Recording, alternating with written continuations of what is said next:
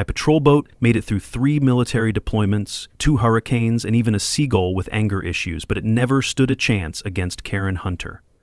AOA President, Power Walker-in-Chief, and unofficial Queen of Ocean View Heights. All I wanted was peace, a boat slip, and maybe a quiet coffee by the water. What I got instead? Violation notices signed with dramatic flair, neighborly concerns whispered like Cold War intel, and a front-row seat to a suburban dictatorship in yoga pants. And don't worry, it didn't stop there. This was just the overture to a wild ride that spiraled into threats, meetings, and something I now call the Flamingo Incident. Ever had to fight HOA madness? Drop where you're watching from in the comments and smash that like button. Because what started as a turf war over aesthetics quickly turned into something I couldn't make up if I tried. The first time I saw my vandalized boat, the world seemed to stop. My name is Travis Danner, and I'm a 35-year-old Navy officer who thought I'd left chaos behind when I moved to Ocean View Heights. But standing there on that Tuesday morning, staring at the toxic green mess dripping down my pristine gray hull, I felt something crack inside my chest. This wasn't just vandalism, this was an attack on everything I'd worked for. Everything I'd earned through 12 years of military service. The choking sensation in my throat reminded me of the day my father died. That same feeling of watching something precious slip away while you stand there helpless to stop it. 6 months earlier, receiving that patrol boat had been one of the proudest moments of my life. I can still remember Chief Petty Officer Martinez walking me through the final paperwork at the naval yard, his weathered hands pointing out every detail of the decommission process. "She's been good to us for 15 years, Danner," he'd said, running his palm along the smooth gray hull. "Served in 3 different theaters, never let anyone down. She deserves someone who'll take care of her proper." The weight of that responsibility had settled on my shoulders like a comfortable burden, the kind that makes you stand straighter instead of slouching under it. When I'd first brought her to Ocean View Heights Marina, she was pristine, gleaming, a testament to military precision and care. Now she looked like someone had bled neon poison all over her dignity. Monica Blaine had made her presence known to me long before this disaster, but I'd dismissed her as just another overzealous HOA president with too much time on her hands. The woman looked like a yoga instructor for plastic flamingos, all hot pink athletic wear and aggressive enthusiasm wrapped up in a package that screamed, "I have opinions, and I'm going to share them, whether you want to hear them or not." Her hair was cut in that classic Karen bob, the kind that functions as both a fashion statement and a weapon of passive-aggressive control. She wielded that haircut like a sword, swinging it around during conversations to punctuate her points and establish dominance over anyone unfortunate enough to cross her path. My first real glimpse of Monica's character came 3 weeks after I'd moved in, when I witnessed her absolutely destroying poor Mrs. Chen from 2 houses down. The elderly woman had planted some yellow marigolds in her front flower bed, apparently unaware that the HOA's community aesthetic guidelines specifically called for coordinated color schemes that enhance property values. Monica had descended on Mrs. Chen like a hot pink hurricane, clipboard in hand and righteous indignation radiating from every pore. The community standards clearly state that yellow flowers create visual discord, Monica had proclaimed, her voice carrying that particular tone that certain people use when they think they're being official and important. We have a responsibility to maintain property values for everyone, which means making smart choices about our landscaping decisions. Mrs. Chen, who spoke limited English and was clearly confused by the confrontation, had simply nodded and agreed to replace her cheerful marigolds with the approved white petunias. Watching that exchange from my front window, I'd felt the first stirrings of dislike for our HOA president. There was something deeply unsettling about a grown woman who would bully a sweet elderly lady over flower colors, something that spoke to a character flaw much deeper than simple enthusiasm for community standards. Monica Blaine was a woman who needed to control other people's lives to feel good about her own, and that made her dangerous in ways that went far beyond HOA politics. But I hadn't understood just how dangerous until this morning, standing in front of my ruined boat with paint fumes burning my nostrils and rage building in my chest like steam in a pressure cooker. The marina had always been my refuge, the place where I could escape from whatever stress the day had brought and just exist in peaceful silence. Now, even that sanctuary had been violated by Monica's need to impose her will on everything around her. As I stood there trying to process what had happened, I noticed something that made my military training kick into high gear.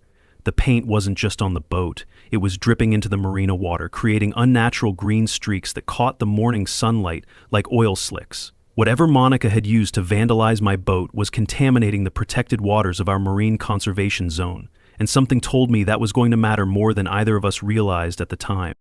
The absurdity of the situation would have been funny if it wasn't so infuriating. Here was a woman who claimed to be protecting community standards and property values, and she'd just committed what looked like an environmental crime to make her point.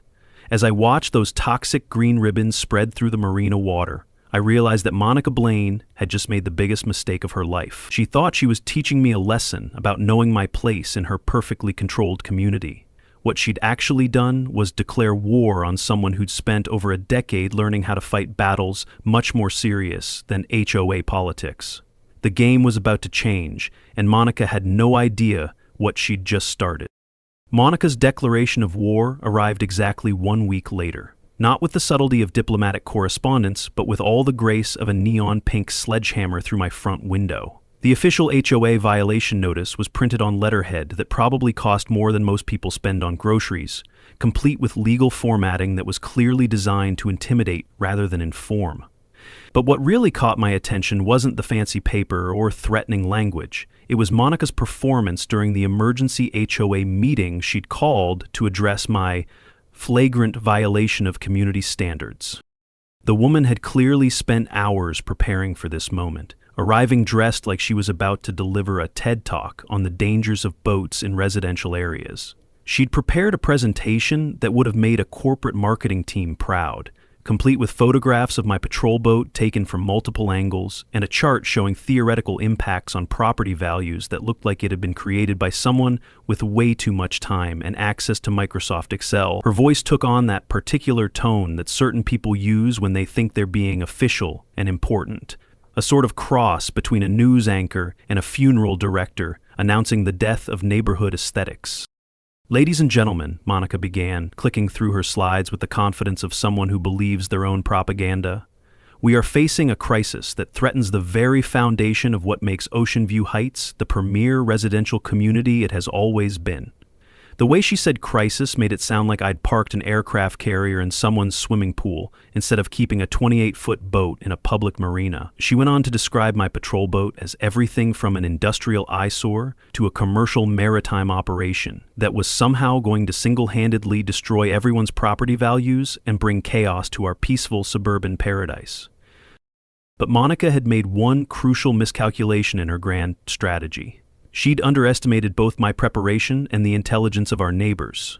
When it was my turn to respond, I didn't need fancy slides or dramatic presentations. I had something much more powerful: facts, documentation, and the kind of calm professionalism that comes from years of military training. My folder contained the boat's purchase agreement, proving it was private property, harbor authority permits showing everything was legal, city zoning maps demonstrating that the marina fell outside HOA jurisdiction, and even a letter from the harbor master confirming that my boat was properly registered and maintained to higher standards than most vessels in the marina. As I calmly explained each document, I watched Monica's confident expression slowly crumble like a sandcastle at high tide. Her face went through that familiar color progression I'd observed during our previous encounters, finally settling on a shade that clashed spectacularly with her hot pink blazer. Tom Bradford, the HOA's attorney, looked like he wanted to disappear into his chair. The man had the energy of lukewarm tea, full of ceremony but leaving no lasting impression, and it was becoming obvious that he'd rather be anywhere else than trying to provide legal cover for Monica's personal vendetta against my boat. The real turning point came when Maria Santos stood up to address the room. Maria had a way of speaking that commanded attention without raising her voice, probably something she'd learned during her years working in military administration. But before she could launch into her defense of my right to keep a boat in a public marina, she shared something that changed the entire dynamic of the meeting. "You know," Maria said, her voice carrying just enough edge to make everyone pay attention, "Monica tried this same kind of intimidation campaign against me last year when I planted roses along my fence line. According to our HOA president, red roses were somehow going to bring down everyone's property values and attract undesirable elements to our community. She had me cited for violations, threatened with fines, and made my life miserable for 3 months until I proved that my landscaping was completely within community guidelines. The murmur that went through the room told me that Maria's story was resonating with people who had their own experiences with Monica's authoritarian approach to community management. Several neighbors began nodding in recognition, and I could see the political calculations starting to shift in Monica's mind. This wasn't going to be the easy victory she'd expected, and the midterm HOA election that was coming up in a few months was suddenly looking like it might not go her way. The meeting ended without any official action against me, but Monica's parting glare promised that this was far from over. After most people had filed out, Tom Bradford approached me with an expression that was hard to read. The man looked like he was caught between professional obligation and personal survival instinct, constantly adjusting his tie and avoiding direct eye contact, like someone who knew he was standing too close to a political disaster. "Travis," he said quietly, "you might want to be extra careful about dotting your I's and crossing your T's. Monica doesn't handle losing very well, and she has a tendency to escalate situations when she feels her authority is being challenged." At the time, I thought he was just giving me friendly legal advice. Looking back, I realized Tom Bradford was probably trying to warn me that Monica was planning something much more serious than HOA politics, and he wanted to make sure I knew he wouldn't be part of whatever she had in mind. As I walked home from that meeting, I couldn't shake the feeling that I'd just witnessed something more significant than a simple neighborhood dispute. The way Monica had looked at me during her presentation, the careful preparation she'd put into her attack, the obvious frustration when her strategy didn't work as planned, all of it suggested that this woman was operating on a level of personal investment that went far beyond normal HOA concern. She wasn't just trying to enforce community standards, she was fighting to maintain control over her carefully constructed kingdom. And my boat had somehow become a symbol of everything that threatened her authority. What I didn't realize yet was that Monica was about to escalate this conflict in ways that would make our HOA meeting look like a friendly neighborhood chat, and the consequences would be far more serious than either of us could have imagined. Monica's revenge campaign began the very next Monday morning with the precision of a military operation and all the subtlety of a neon pink steamroller. If there had been a medal for being inspected by city officials, I would have qualified for HOA gold medalist status within the first week. The inspections came like clockwork, with a rotating cast of tired officials: building, fire safety, environmental health, zoning compliance, and noise ordinance officers, each arriving with apologetic expressions and stories about citizen complaints requiring investigation. Each inspector left empty-handed after finding absolutely nothing wrong with my property or boat maintenance activities. But the message was clear: Monica had weaponized municipal bureaucracy against me. The pattern was so obvious it would have been funny if it wasn't so clearly designed to wear me down through sheer administrative exhaustion.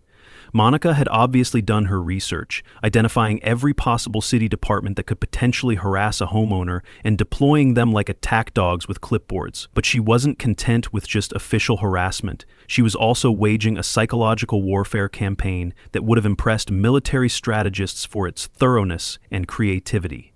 The whisper campaign started small, just casual mentions to neighbors about my concerning behavior patterns and potential instability issues that came with being a military veteran trying to readjust to civilian life. But Monica's real masterstroke was taking her campaign digital, spreading her poison through the Ocean View Heights residents' online community group, where she could reach everyone at once while maintaining plausible deniability about her motives. According to screenshots that Maria showed me later, Monica had been posting carefully worded concerns about my mental state, always phrased as worried observations rather than direct accusations. "Has anyone else noticed that our new neighbor seems to be exhibiting some troubling behavioral patterns?" she'd write, followed by detailed descriptions of my perfectly normal boat maintenance activities reframed as evidence of psychological instability and potential danger to the community. The psychological pressure was more effective than I wanted to admit, especially when combined with the constant stream of official inspections and the growing sense that my own neighbors were starting to view me with suspicion and concern. Every morning brought a new crisis to deal with, a new complaint to address, or a new rumor to dispel, and I found myself second-guessing every interaction with people who had previously been friendly and welcoming. The worst part was that some of Monica's tactics actually made me angry enough to consider fighting back with the same methods, and I spent several sleepless nights planning my own campaign of bureaucratic harassment against her obvious violations of community noise ordinances and outdoor decoration guidelines. One particularly low evening, I actually sat down at my kitchen table and drafted a formal complaint about Monica's late-night phone conversations on her back deck, complete with documented noise violations and photographic evidence of her gaudy pink flamingo collection that was clearly in violation of HOA guidelines about appropriate lawn decorations. I had the complaint written, formatted, and ready to submit to the same city departments that had been harassing me for weeks. But as I sat there looking at that document, something inside me rebelled against the idea of sinking to Monica's level. Maybe it was my military training, which had taught me the difference between tactics and honor. Or maybe it was just stubborn pride that refused to let her turn me into the same kind of petty tyrant she was. Either way, I tore up that complaint and threw it in the trash, choosing to take the high road, even though it felt like choosing to fight with one hand tied behind my back. That decision didn't make me feel noble or morally superior. Mostly it just made me feel frustrated and increasingly isolated from my own community. Maria checked on me regularly, offering support and encouragement that kept me from completely losing my mind. But I could tell that even she was getting tired of the constant drama and wondering how long this situation could continue without someone breaking under the pressure. The HOA needs someone with actual leadership skills, she told me one afternoon as we watched Monica patrol the neighborhood like a hot pink security guard, not someone who thinks leadership means having the loudest voice and the biggest clipboard. Monica's biggest mistake came at the end of the second week, when she decided to escalate beyond the neighborhood level and contact my military chain of command. I got a call from Captain Reynolds that started with confusion and quickly moved into barely controlled annoyance as he explained that some HOA president had contacted the base to express concerns about my unstable mental condition and suggest that the Navy should be keeping closer tabs on my behavior. The conversation that followed was one of the most awkward of my military career, as I tried to explain the situation without sounding like I was making excuses or playing victim to my commanding officer. But Captain Reynolds had dealt with enough military families and civilian conflicts to recognize what was happening, and his response changed everything about how I viewed this situation. "Son," he said after listening to my explanation, "this woman has no idea who she's messing with. You keep doing exactly what you're doing, document everything she's throwing at you, and let me know if she contacts us again.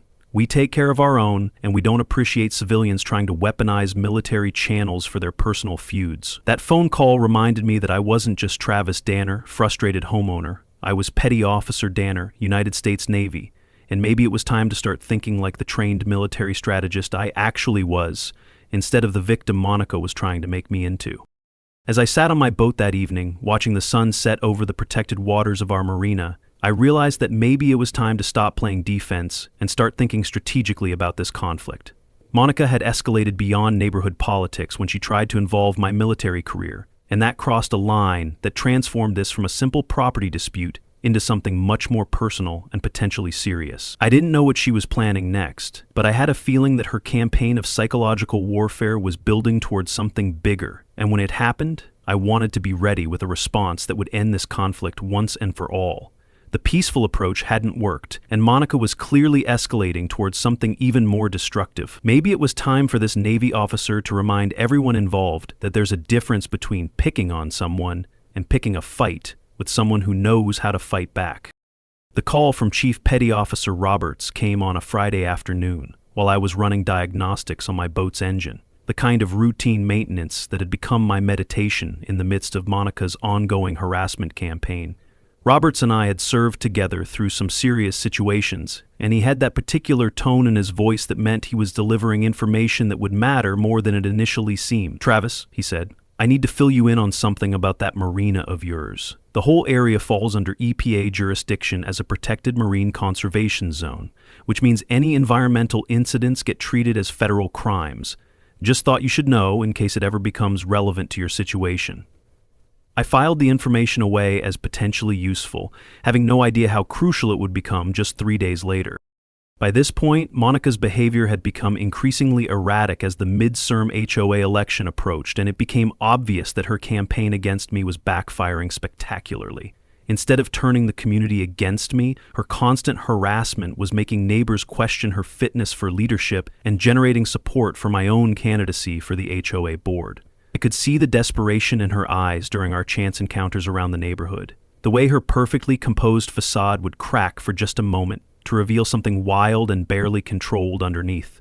She was losing her grip on the kingdom she'd built through intimidation and fear, and that terrified her more than anything else in the world. The breaking point came on a Tuesday night in late October when my chronic insomnia, brought on by weeks of stress and constant vigilance, had me awake at 2 a.m, staring out my bedroom window toward the marina. The construction noise from a nearby development project had been keeping half the neighborhood awake, but what I heard that night was different.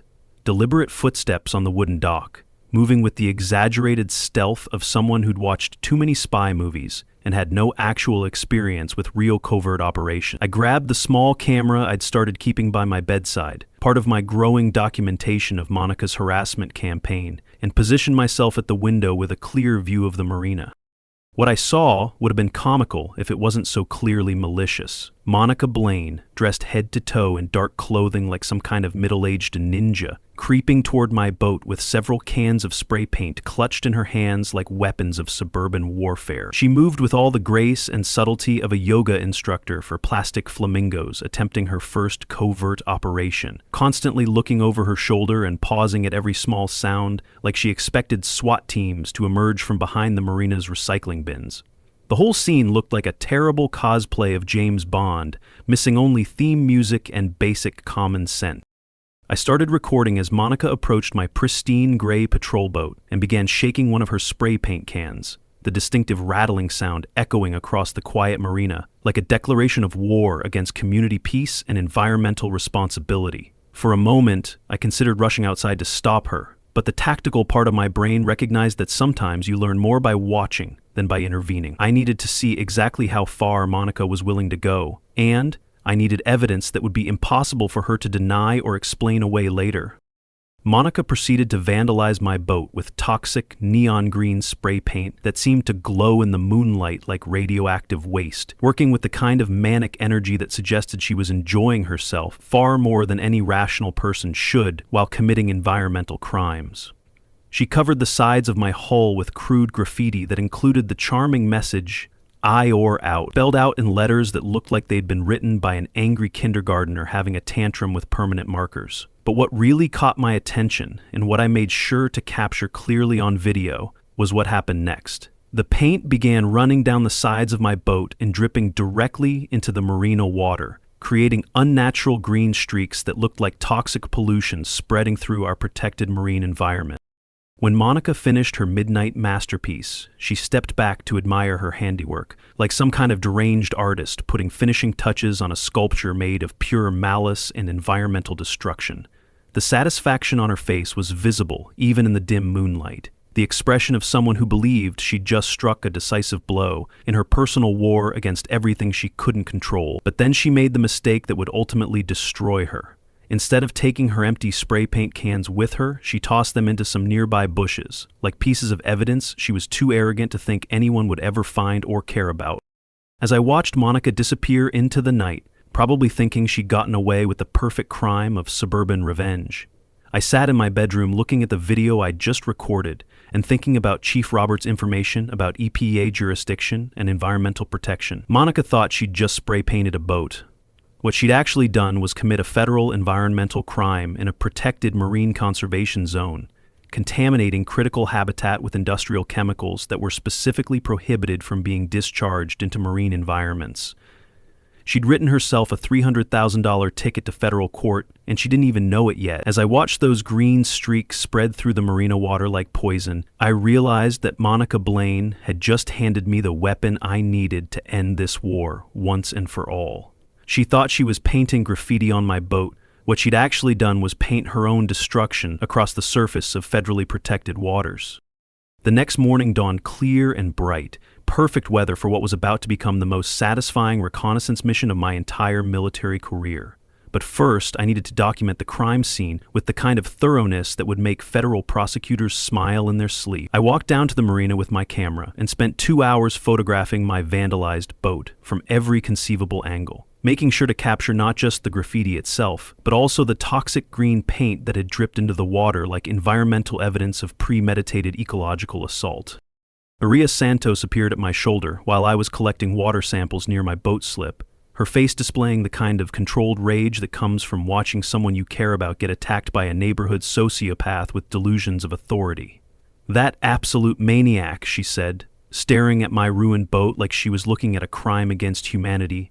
"Travis, I never thought she'd go this far, but I'm glad she did, because now we can finally stop her." But Maria had more than just moral support to offer. She had high-definition video evidence that would make federal investigators very happy. Her security cameras had captured Monica's entire midnight adventure in crystal-clear detail, from her approach with the spray paint cans to her arrogant disposal of the evidence in nearby bushes.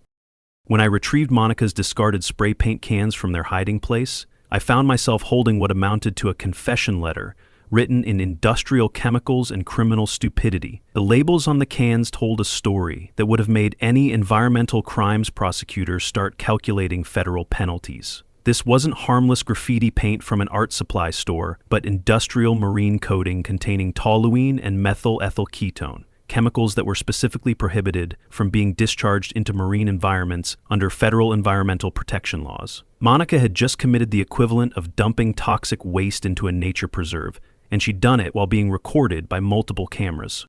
My next move was to call Maria over to my kitchen table for what she later described as the most satisfying military tactical planning session she'd ever witnessed. We spread out all our evidence, like intelligence officers preparing for a major operation. Video footage of the crime, photographs of the environmental damage, chemical analysis of the contaminated water, and most importantly, those spray paint cans with their incriminating labels and Monica's fingerprints all over them. "This isn't just vandalism anymore," I explained to Maria as we organized our evidence into neat piles. "This is a federal environmental crime, and we're going to prosecute it like one. No more playing defense, it's time to go on the offensive." The call to Chief Roberts was brief and professional, but I could hear the satisfaction in his voice when I explained what Monica had done and what kind of evidence we had to support federal environmental charges. "Travis," he said, "you've just handed the EPA a textbook case of intentional environmental contamination in a protected zone. Agent Jennifer Park in the EPA Enforcement Division is going to love this, and Monica Blaine is about to learn why you don't mess with federal environmental laws." He gave me Agent Park's direct number, along with a piece of tactical advice that proved invaluable. "Document everything, build your case like a military operation, but don't tip your hand until you're ready to strike the final blow." Within 48 hours, Agent Park had opened an official federal investigation and was quietly gathering additional evidence about the extent of environmental damage Monica had caused to our protected marine ecosystem. But the real surprise came from the last source I would have expected: Tom Bradford, the HOA's attorney, who approached me at the community mailboxes with an expression I'd never seen on his face before. The man looked like someone who'd just realized he was standing on the deck of the Titanic and the lifeboats were already being lowered. "Travis," he said, looking around nervously to make sure Monica wasn't within earshot, "I need to ask you something, and I need you to be completely honest with me. That spray paint incident, do you have any idea what kind of chemicals might have been involved?" When I described the industrial marine coating and its toxic chemical composition, Tom's face went through several color changes before settling on a shade that reminded me of old newspaper left out in the rain.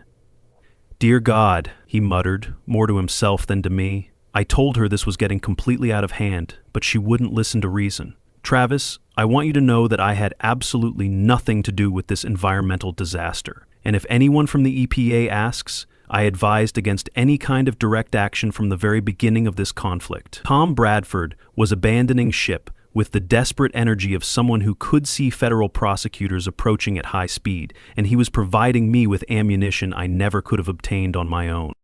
Over the next several minutes, he gave me copies of emails where he'd warned Monica about potential legal consequences, documentation of her increasingly unhinged demands for action against me, and most importantly, his professional legal opinion that Monica had completely lost touch with reality and legal boundaries. As I walked home from that conversation with a folder full of evidence that would make federal prosecutors write thank you notes, I realized that Monica had made the classic mistake of assuming that everyone around her was as invested in her personal power trip as she was. Tom Bradford was a lawyer first and an HOA advocate second, and when he saw federal criminal liability heading toward him like a freight train loaded with environmental crimes charges, his survival instincts kicked in immediately. Monica was about to learn that loyalty bought with fear and intimidation tends to evaporate the moment things get serious. And based on what Agent Park had told me about EPA penalties for intentional environmental contamination, Things were about to get more serious than Monica could possibly imagine. She thought she'd won the war with a can of spray paint. What she'd actually done was hand me the keys to her complete destruction. The federal government doesn't negotiate with environmental criminals, and Monica Blaine was about to discover that some mistakes cost exactly $300,000, plus cleanup fees, legal costs, and the complete annihilation of everything she'd spent years trying to control. The knock on Monica's door came at exactly 8:30 on a Thursday morning, delivered by Agent Jennifer Park and 2 officers from the County Environmental Crimes Unit, with the kind of professional courtesy that precedes life-changing federal charges. I wasn't there to witness Monica's arrest personally, but Maria Santos had positioned herself at her kitchen window with coffee and a front-row seat to what she later described as the most satisfying piece of suburban theater she'd ever witnessed. According to Maria's play-by-play account, Monica answered the door in her signature hot pink workout ensemble, probably expecting to see a delivery driver or maybe another neighbor she could intimidate into submission. Instead, she found herself face-to-face with federal law enforcement officers holding badges, handcuffs, and a warrant for her arrest on charges of violating the Clean Water Act through intentional discharge of prohibited industrial chemicals into federally protected marine habitat. Agent Park later told me that Monica's initial response was textbook for this type of environmental crime. Complete confusion, mixed with indignation that anyone would dare to challenge her authority in her own neighborhood kingdom. There must be some kind of mistake, Monica apparently declared, her voice taking on that imperious tone she used when trying to establish dominance over HOA meetings and neighborhood disputes. The moment of realization, according to Maria's detailed description, was absolutely priceless and worth every sleepless night Monica had cost me over the past several months. Agent Park calmly explained that Monica was being arrested for federal environmental crimes, specifically the intentional contamination of protected marine habitat with toxic industrial chemicals. "I just spray-painted a boat," Monica protested, as if federal agents were somehow overreacting to a harmless neighborhood prank, instead of a serious environmental disaster that had killed multiple endangered species. That's when Agent Park delivered the information that would haunt Monica for years to come, explaining in precise legal terminology that discharging approximately 2 quarts of industrial solvent containing toluene and methyl ethyl ketone into a federally protected marine conservation zone constituted a serious environmental crime with mandatory minimum penalties that started at $300,000 and went up from there depending on the extent of ecological damage. The expression on Monica's face, as described by Maria, went through its familiar color progression before settling on a shade somewhere between panic and complete disbelief. As the officers placed Monica in handcuffs, neighbors began emerging from their houses to witness the spectacle of their former HOA president being arrested in her own driveway, while wearing hot pink spandex and oversized sunglasses that she couldn't remove because her hands were secured behind her back. The visual was so perfectly ridiculous that several people discreetly pulled out their phones to document the moment, though they were careful to record from their windows rather than obviously gawking from the street. One child, watching from a nearby yard, asked his mother in a voice that carried across the entire neighborhood, "Is that lady a supervillain, Mom?" The question hung in the air like a perfect summary of Monica's entire reign of HOA terror. Tom Bradford arrived just as the police car was pulling away, having apparently been summoned by Monica's frantic phone call from the back seat, where she was probably still trying to process how spray painting a boat had transformed into federal environmental charges. His conversation with Agent Park was brief but revealing, at least from my strategic observation position nearby, where I could watch the complete collapse of Monica's support network in real time. Tom immediately began distancing himself and the HOA from Monica's criminal actions, producing a folder of documents he'd apparently prepared for exactly this moment. "Officer, I want to make it absolutely clear that Mrs. Blaine was acting entirely on her own when she committed this environmental crime. The Homeowners Association explicitly advised against any direct action, and we have extensive documentation to prove our position." The aftermath was swift and merciless, like watching a controlled demolition of Monica's carefully constructed kingdom of suburban power and intimidation. Within hours, news of her arrest had spread throughout Ocean View Heights faster than toxic paint spreads through marina water, carried by the kind of neighborhood communication network that makes modern technology look slow and inefficient. The midterm HOA election she'd been so desperate to control was postponed indefinitely, pending the outcome of her federal criminal case. and Tom Bradford called an emergency board meeting to discuss immediate leadership transition during a period of community crisis. By the end of that week, Monica had been stripped of her HOA presidency, banned from all community facilities, and faced with the reality that her $300,000 minimum fine was just the beginning of her legal troubles. But the real shock was still to come when Agent Park contacted me the following Monday with an update that made even my military-trained mind struggle to process the full extent of Monica's environmental disaster. The toxic chemicals she discharged into our marina hadn't just contaminated water and killed fish. They'd also destroyed critical breeding habitat for several endangered marine species that used our protected waters for reproduction and feeding. The EPA's environmental assessment team had documented chemical contamination that would require professional remediation, costing tens of thousands of additional dollars, and Monica was going to be personally responsible for every penny of the cleanup costs. Standing there in my marina that afternoon, looking at my boat which had been professionally restored as part of the environmental evidence collection, I felt something I hadn't experienced in months. Complete peace and quiet. Hot Pink had been handcuffed and hauled away in a police car, leaving behind only the sound of gentle waves, and the knowledge that sometimes justice really does prevail over suburban tyranny. Monica had thought she was teaching me a lesson about knowing my place in her perfect community. Instead, she'd taught herself the most expensive lesson about environmental law in... 3 months later, I found myself standing in front of Monica's former house, looking at the urgent sale sign that had been planted in her front yard like a surrender flag marking the end of her suburban empire. The house that had once been her fortress and symbol of HOA authority now looked abandoned and desperate, with overgrown landscaping and windows that reflected nothing but emptiness. The pink flamingo collection that had once violated community decoration guidelines had been removed, probably sold along with everything else Monica owned to help pay her $300,000 EPA fine and the additional cleanup costs that kept climbing as environmental assessors discovered more damage from her midnight chemical spill.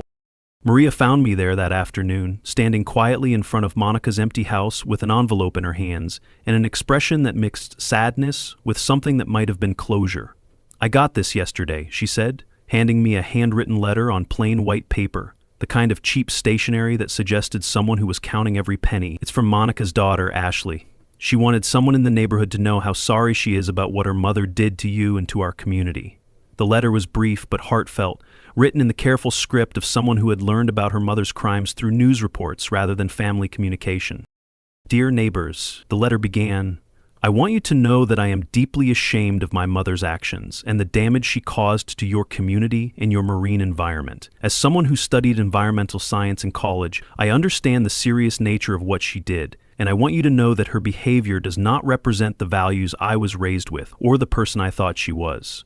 I hope someday our family can make amends for the harm she caused, but I understand if forgiveness is not possible. Please know that there are members of the Blaine family who believe in taking responsibility for our actions and treating others with respect."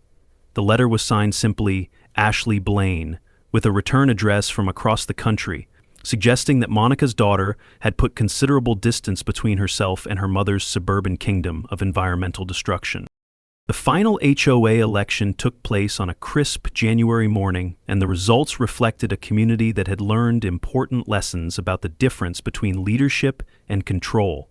I won the presidency by a margin that surprised even Maria, running on a platform of transparent governance, reasonable enforcement of legitimate community standards, and environmental stewardship that would prevent any future ecological disasters in our marine conservation zone. My first official act was to establish clear guidelines and appeal processes that would ensure no future HOA president could wield power like a personal weapon against neighbors they simply didn't like. Tom Bradford kept his position as HOA attorney, but our working relationship was completely different from what he'd experienced under Monica's authoritarian regime. Gone were the intimidation tactics and legal threats that had characterized her administration. Instead, Tom found himself providing actual legal guidance for legitimate community issues rather than being weaponized for personal vendettas. The change seemed to suit him well. He appeared more relaxed and professional, like someone who'd been holding his breath for years and could finally exhale without fear of being dragged into federal environmental crimes. The marina cleanup took nearly 6 months to complete, but the results exceeded everyone's expectations and served as a reminder that sometimes good things can emerge from terrible situations. The EPA's remediation team didn't just remove all traces of Monica's toxic paint. They also implemented several environmental improvements that enhanced the overall health of our marine ecosystem beyond its original condition. Fish populations returned to normal levels within weeks of the cleanup's completion, and the marina had never looked more beautiful or functioned more effectively as a protected habitat for endangered marine species. One evening in late spring, as I was preparing to take my restored patrol boat out for a sunset cruise, Maria joined me at the marina with news that provided the final chapter in Monica's story of environmental crime and suburban tyranny. Monica's sentencing had taken place that morning, and the federal judge had not been impressed by her attempts to minimize the seriousness of her actions or blame her criminal behavior on community stress and HOA responsibility. Environmental crimes in protected zones, he explained during sentencing, were treated with particular severity because they affected not just individual property owners, but entire ecosystems that belonged to the public trust and future generations. Monica's final sentence included the full $300,000 EPA fine, an additional $100,000 in environmental remediation costs, 2 years of federal probation, and 800 hours of community service that would be performed entirely within environmental cleanup and restoration projects. The judge had also ordered her to write letters of apology to every family in Ocean View Heights, acknowledging her crimes and accepting full responsibility for the environmental damage she had caused to our marine conservation zone. According to Maria, who had attended the sentencing, Monica had sat through the proceedings in complete silence, finally understanding the true cost of her suburban power trip. As I guided my restored patrol boat out of the marina that evening, the sun was setting over waters that were cleaner and healthier than they'd been in years, protected by environmental laws that had turned Monica's attempt at petty revenge into a federal case study in ecological crime and punishment. The gray hull of my boat cut through gentle waves that reflected the orange and pink colors of sunset. And for the first time in months, I felt the kind of peace that comes from knowing that justice had been served and community healing had begun. Sometimes winning isn't about defeating your enemies, it's about maintaining your principles while they destroy themselves. And a gray patrol boat in a protected marina had taught me that lesson in ways I never expected. Monica Blaine had thought she could control her neighborhood through fear and intimidation, but in the end, she learned that some battles aren't worth fighting and some victories aren't worth winning, especially when the price tag comes from the federal government and includes a $300,000 reminder that environmental crimes have consequences that extend far beyond suburban politics and HOA power trips. Still thinking about what just happened? Yeah, us too. Hit subscribe and come unravel more madness with QA stories.